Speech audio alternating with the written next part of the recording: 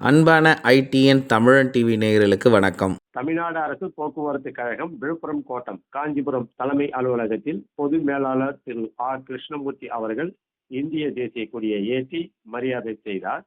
அதைத் தொடர்ந்து மண்டலத்தில் உள்ள அனைத்து பணிமனைகளிலும் பணிபுரிகின்ற அனைத்து பிரிவு தொழிலாளர்களையும் ஊக்குவிக்கும் வகையில் சாதனை படைத்த தொழிலாளர்களுக்கு பரிசுகளையும் சான்றிதழ்களையும் வழங்கி குடியரசு நாளை கொண்டாடினர்.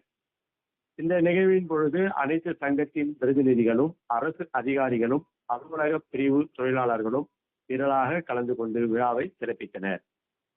இறுதியில் சிறப்பாக விழாவை ஏற்பாடு செய்த அனைவருக்கும் நன்றி தெரிவிக்கப்பட்டு விழாவை நிறைவு செய்தனர். செய்தியாக்கம் முனைவர் ப கோபாலகிருஷ்ணன், பொதுச் செயலாளர் காஞ்சி மற்றும் திருவள்ளூர் மண்டலம், டாராடெக், TNSCC.